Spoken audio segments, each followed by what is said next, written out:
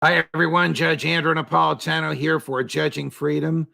Our guest today is former Marine Corps Captain and State Department official Matthew Ho, and I'm going to ask him, why is the Congress not interested in financial oversight of the billions that are going to Ukraine? But first, this. Hi, everyone. Judge Andrew Napolitano here for Lear Capital. You know that I believe that government is best which governs least, and that government is worst which interferes the most. There's no better example of this than government printing money. It decreases the value of everything you own, and it raises the prices on everything you buy. And I believe that one of the best protections against this kind of governmental interference is physical, unprintable gold. Your savings and your retirement should be filled with gold. Gold has a long history of protecting wealth against economic uncertainties and government interference. Learn more by calling Lear Capital. You know that I am a paid spokesperson for Lear Capital. I have partnered with Lear because I trust them and believe them, and I buy my gold with Lear. Why? They have over 25 years of experience and thousands of five-star reviews and a 24-hour risk-free purchase guarantee. Give them a call today, 800-511-4620, 800-511-4620. The information is free. There's no obligation to purchase. When you call, ask how you can qualify for $15,000 in bonus gold. It's time to consider gold. It's time to consider Lear, 800-511-4620 or learjudgenap.com. Matt, always a pleasure. Thank you very much for coming back to the show. You have a very telling piece out, I think, either today or in the past day or so, called Red Meat to Ravenous Dogs. What is that all about? This is about the corruption of war, the money making, the profit taking, the benefits that go to a select few, both in the war zone and here at home, that propels these wars. You know, I believe there are two sides to this coin of why do we have this warfare? Why is the United States in a permanent state of war? You know, you could basically count with your digits how many years in America's history it has not been at war. And why is that? And for me, there are two reasons. It's the money and it's the megalomania. It's the power, which is more dominant, I think depends upon your perspective. But this is something that is as old as the United States is. People want to look up the Naval Act of 1794, which was one of the first acts of our Congress. It meant to create an American Navy because we didn't have one. And it was a complete racket. And I encourage people to see how the United States Congress ensured that every state got a bit of the spending, how the boats that they wanted to buy ended up being twice as expensive as they originally were contracted for and took twice as long. And they only got, they didn't get as many as they contracted. So no different now, 250 years later, than it was in 1794. And the case can be made throughout all periods of American warfare that there is a profit taking that is so immense. It's such a good deal. It's a gravy train, right? That this is a common occurrence. You're a former Marine. I got to correct myself. You're still a Marine. There are no former Marines, if I remember the teaching. I think it's a Marine Corps General, Smedley Butler, who said war is a racket. He must have been talking about exactly what you're talking about. That's exactly right. General Butler, who was the most decorated Marine in history. If the rules were different, he would have had 3 medals of honor. He only ended up with 2, but he famously decried and defined war as a racket. And his time in uniform, he wrote very eloquently, and I'll paraphrase, was that he was a muscle man for Wall Street, that his job was to go and ensure that American profits were safe abroad. And that's what you see here in many ways, not just the imperial ambitions of war, the conquest, the taking, the making sure that the world is safe for the plundering by ExxonMobil, but also too that the corporations that underwrite, that are the foundation for the military-industrial complex, get theirs. And you see that with these gargantuan defense budgets. This most recent one, $886 billion. Over half of that will go to the weapons industries, to the arms contractors, the Raytheons, the General Dynamics, et cetera. I was interviewing Governor Christie, former New Jersey Governor Christie, a Republican candidate for president, the other day, and he seemed startled when I told him that we have 903 at last count military bases around the world. No human being could possibly name all of them. No single human being has ever been to all of them, and yet Congress votes to fund all of them. Is there any prospect that this is going to shrink, or will it take Douglas McGregor as Secretary of Defense or Rand Paul as President of the United States for that to happen? Well, I'm not being glib when I say if either of those men were in those positions, they'd have to wear a bulletproof vest every day. I mean, the affront of such a thing to the industry. Look, I work for the Eisenhower Media Network, of course, named after President Eisenhower. President Eisenhower's farewell address 60 years ago, more than 60 years ago, when he warns about the dangers of the military-industrial complex, he was not looking into a crystal ball. He was not making a prediction. He was stating it as it was from his perspective at the moment, what he had seen, both as the Supreme Allied Commander of Europe and as the President of the United States for 8 years. This danger of the arms industry, this danger of the corruption of the generals, and that willingness to utilize whatever it takes, to include sending young men and women abroad to kill and be killed in order to ensure that that cycle continues. So what we're up against is something that's incredibly nefarious, very, very dangerous. And of course, we see that with the constant state of warfare, with the deterioration, a hollowed out American economy, with the devastation of the American role abroad, where all we can bring to other nations is war or the selling of weapons. I mean, look what's occurring in Africa these days in terms of the violence in Africa. You know, when I was getting out of the Marine Corps in 2008, we were just standing up Africa Command.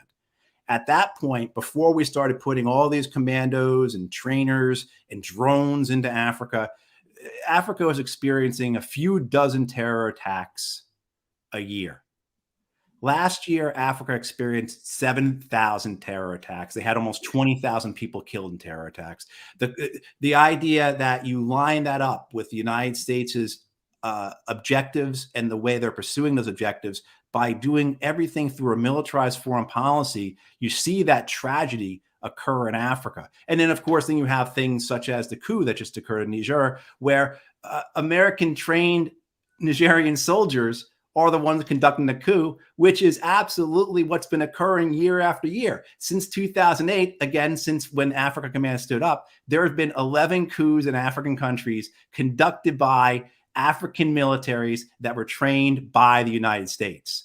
So not only is the amount of money that's being made just absolutely obscene, but the results that are coming from this are catastrophic and only predict further catastrophe. How corrupt is it for a four-star general to retire from the military, join the board of Raytheon, second largest producer of military arms in the country, maybe in the world, I don't know, you would know, earn seven figures while he's at Raytheon, then become the Secretary of Defense.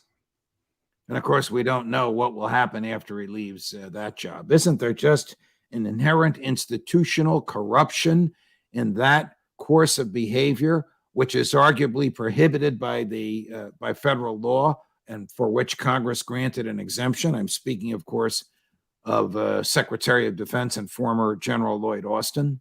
That's absolutely the case. And, you know, in our friend Ray McGovern, who comes on your show every week, he'll talk a lot about how when Austin was in charge of Central Command, so the U.S. warfighting organization for the Middle East, that he doctored intelligence, that he had a revolt of his intelligence agents, of his intelligence analysts, more than 50 of them, who said, look, the intelligence that we are giving you, you are changing it and manipulating it for your own purposes, for your own, to make the world seem as if it's to make it fit your narrative. And so this is the type of person who then goes on to Raytheon, has that job as you described, comes back in as Secretary of Defense. So do you think that kind of person is ever going to make a decision that is not going to benefit him personally or his future perspective, right? I mean, so if you ask what he's going to do next, it all depends upon how well he does for Raytheon, how well he does for Lockheed Martin, how well he does for the rest of the military industrial complex. And you see that all throughout below him. He's just at the top, but the rest of the Pentagon, and to include the State Department, the CIA, because they have all their own complexes adjacent to them, intelligence, development, what have you, that also allow for these people to go through a revolving door where their interests are not the interests of the United States, but their own personal interests and maybe to a degree institutional or parochial interests as well. What is Raytheon likely manufacturing as we speak from and as a result of this crazy policy of the governments in Ukraine? Oh, well, certainly you have seen the tens and tens of billions of dollars in not just weaponry and munitions that have already been sent to Ukraine. So weapons and munitions that have come out of the U.S. Army and Marine Corps and Navies and Air Force's stocks, but also tens and tens of billions of dollars that have been ordered. So if you look at how the aid has been divided, you see about 40 some odd $billion in aid delivered, but there's also been about $45 billion in military aid that has been ordered that will be delivered in 6 months, a year, 2 years. And so these countries are all benefiting from that, but they're also benefiting too from the NATO interest in the war. So as you see NATO members expand their military, increase their defense spending, they're ordering their products from these companies. So does the American military industrial complex produce weaponry and ammunitions directly for foreign countries? Oh, absolutely. Absolutely. And actually, if you look at it, Judge, U.S. military exports last year were the second biggest export of the United States.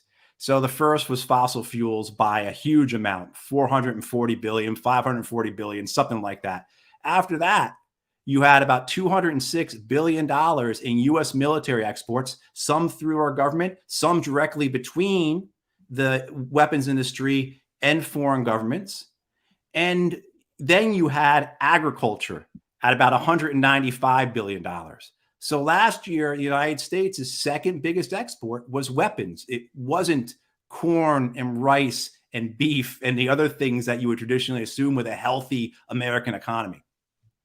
So Lloyd Austin has quite an incentive to keep us in the war, and Raytheon really has a no lose, because if there is no Ukraine to supply a year from now, and there probably won't be at the rate things are going, or if there is, it will be a country that will not have military weapons. Raytheon also already has built-in purchasers for that which it's making now. Right. I mean, I can guarantee you one of the things we've seen, right, is this discussion about the F-16s. And now NATO and the United States says we will train F-16 pilots, Ukrainian F-16 pilots. We still haven't seen where the F-16s are going to come from. My belief, my guess would be the delay in this is because those arrangements are still being made. So whatever countries give up their F-16s, they're going to want to get new F-35s in exchange. So I imagine that's the backdoor dealing that goes on here. And it extends beyond Lloyd Austin. You have Avril Haines, who is the director of national intelligence. You have Tony Blinken, who is the Secretary of State. Both of them worked for organizations prior to coming back into office whose entire purposes were selling weapons. So Tony Blinken, when he leaves government service in 2016 or early 2017, he starts up the West Exec, the organization called West Exec, for West Executive, right? And what that whole thing is is a conduit. These are influence traders. These are people who live and profit off of their Rolodexes. And so it's not just confined to the Pentagon.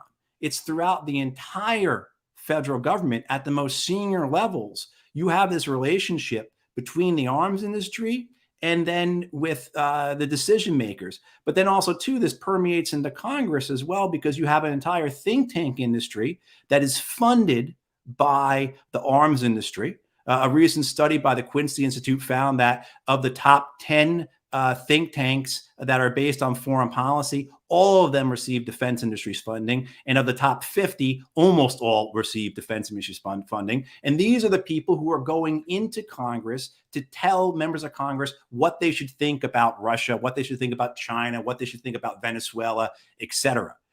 To add one more layer on top of this, to show us how capable the defense industry is in all of this, they ensure that their weapons are produced across the entire country. And what they will actually do is, Judge, say if you were in Congress and you were not one who was normally beholden to the military industrial complex, not in favor of spending almost $1 trillion a year on weapons and war, they would make sure that many of their plants, many of their factories, many of their employees were in your district. So It would be almost impossible politically for you to vote against them. And then they make sure all the people who are going on CNN, MSNBC, who the Wall Street Journal, the New York Times, et cetera, are interviewing about these things are either directly or indirectly funded by them. So it's quite nefarious, but it also is, you have to give them credit, very capable. It is very, very astute, very shrewd, largely not transparent, and largely corrupt. We both know a think tank that we know didn't get a nickel from the Defense Department. You may have mentioned it a few minutes ago, and that is the Quincy Institute, run by our mutual friend, the great Colonel Andrew Basovich, who obviously makes the same arguments that you and I do, and is probably a thorn in the side of his former bosses.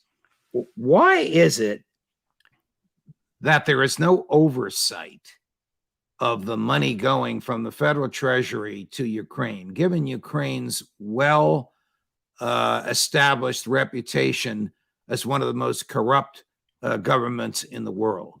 Why is it that Rand Paul in the Senate and Thomas Massie in the House have tried several times to get an inspector general appointed, and in the Senate this loses, in the House they don't even bring it to the floor for a vote?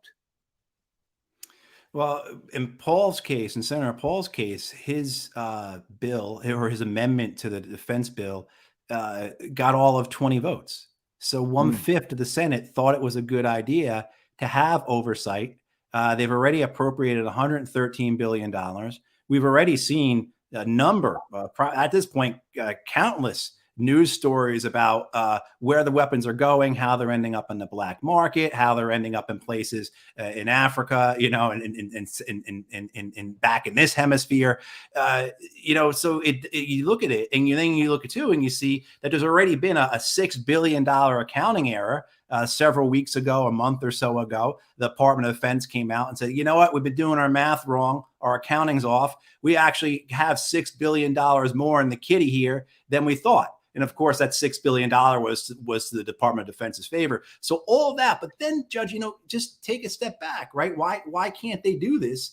And look at what occurred in Iraq and what occurred in Afghanistan, and the theft, the fraud, the waste, but also, too, the way that the corruption was one of the reasons for the failures of those wars. Because of the corruption, because of our what we did in those countries, we essentially built houses of cards. If people remember in 2014, when the Islamic State makes those great advances into northern Iraq, they'd already taken western Iraq by that point, but they take Mosul and they're pushing south towards Baghdad, an existential threat to the Iraqi government. the Iraqi army, which we have built over a decade, spent thousands of American lives, tens and tens of billions of American dollars, just completely collapses, completely folds. And the Shia paramilitary forces in Iran have to basically save Baghdad from the Islamic State.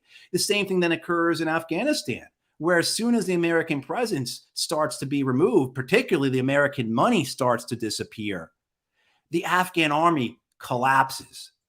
And you have, so what you have these houses of cards built. All right, to get back to my question, Matt, why is Congress afraid to hear what you've just said?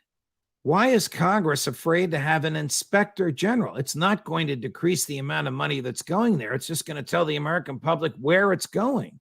It's almost as if Congress knows that Zelensky and his people are crooks and they want to line their pockets. Yeah, I believe it's a case of the emperor has no clothes. They simply do not want to have to face the reality of it. They know it. They prefer to go along with the lie. It's easier. In the Democratic Party's case, they are taking their orders from the White House. The White House doesn't want any disruption for their Ukraine war. So they don't want any more negative commentary, negative news, negative perspective than it already has. The war is going terribly for the Americans in Ukraine, going even worse for the Ukrainians who are dying and suffering, of course. But, they don't want this story. They don't want this truth out there. They don't want people to realize that this really is a racket, just like the war in Iraq was, the war in Syria was, the war in Libya was, the war in Afghanistan, in Vietnam, in the Philippines, against Mexico, et cetera, et cetera, et cetera, because they want to go along. I said that I had a gunnery sergeant in the Marine Corps who used to describe it this way all the time. It's just not that these guys are on the gravy train. They're on the gravy train with biscuit wheels. I mean, things are so good for them, so you go along to get along. And so you want to be the squeaky wheel that sticks to your squeaky, and stick your hand up and get slapped down by the White House and the speaker and the majority leader. You don't, because on the same side, on the GOP side, they're just as invested in the war narrative, with the exception of some members like Rand Paul, Matt Gaetz, and others. Not how long can this go on? Because I think you and I both believe that the war party is about 95% of the American Congress, irrespective of whether they have R or D after their names. How long can this go on in Ukraine? Where do you see the Ukraine war going? What will it look like 6 or 8 months from now? So as long as this is what I said last year, Judge, was that if I was advising President Biden, I would tell him to get on a plane and go speak to both Zelensky and Putin directly. And to Putin, I would say, look, we have the world's reserve currency. We can keep this thing going for as long as we want. We just spent $8 trillion in Afghanistan and Iraq. We'll do it again. And if you want to have this type of drawn out war, we can. And to Zelensky, I would tell him, look, you are wrecking and destroying your nation. You are bringing about a suffering that won't end when the last bullets stop flying.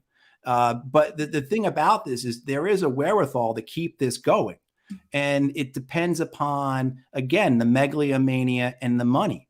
So if the money is being made and the megalomania, the enjoyment of that power and the greed for more is being satiated through it, then this war can continue. I believe this war is militarily a stalemate. Ukraine, certainly, as we've seen with this offensive, cannot defeat the Ukrainian military. The only way, the Russian military, the only way they could do that would be with the introduction of a NATO army. And the same, I believe, with the Russians as well. I don't think they have the wherewithal to conquer and subjugate Ukraine a la 19th century or 20th century European war.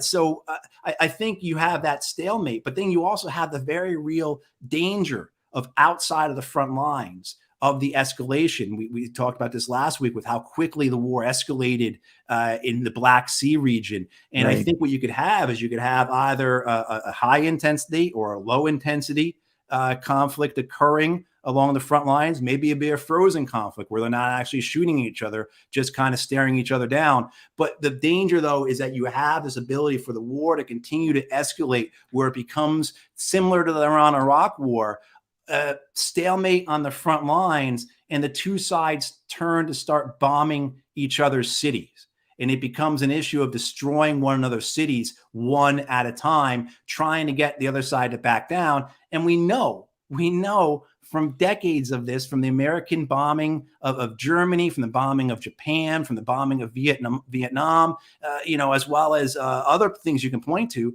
that populations don't give up just because they're bombed. And very often the reverse happens. So as you see these Ukrainian strikes into Moscow, certainly I think the Ukrainians and NATO and the Americans are saying, well, this will get people to Moscow to be afraid. This will get them to turn on the war and all force Putin to give up. It's not going to happen. Exactly, Judge. It's going to make them even more resilient, just as if it was to happen, the people of Ukraine would have given up because they've had their cities bombed for 18 months. So the problem, though, again, comes back to the money and the megalomania. And then, of course, you have the ever real danger of escalation and where they could go. Today, the Poles are claiming that the Belarusians have invaded their airspace. If people remember a while back, last year, I think it was, an errant Ukrainian air defense missile landed in Poland. Immediately, you had officials and media all throughout Europe and the US saying, we have to invoke Article 5 of the NATO Charter. We have to get involved. Of course, when it turned out it was a Ukrainian missile, not a Russian missile, that quieted down. But there's that attitude. So very much you could see this escalate. And then, of course, there's a danger of it escalating to the point where nuclear weapons are used. Matt, a great conversation. I had so many other places I wanted to go with you and tapes I wanted to play for you, which we will do next time. But thank you for your time today, and thank you for your insight. You're becoming a fan favorite, and I want you to tell the Judging Freedom audience where they can see you and where they can get your work. Thanks, Judge. I'm on Twitter, Matthew P. Ho. P as in Patrick, H-O-H is the last name. You can find me on Substack, Matthew Ho, and then my organization is the Eisenhower Media Network. Just Google that, and it'll come up. Thank you very much, my friend. We'll see you again soon. Thank More you. as we get it. Larry Johnson and Ray McGovern together, 4:15 this afternoon Eastern, right here on Judging Freedom. Judge Napolitano for Judging Freedom.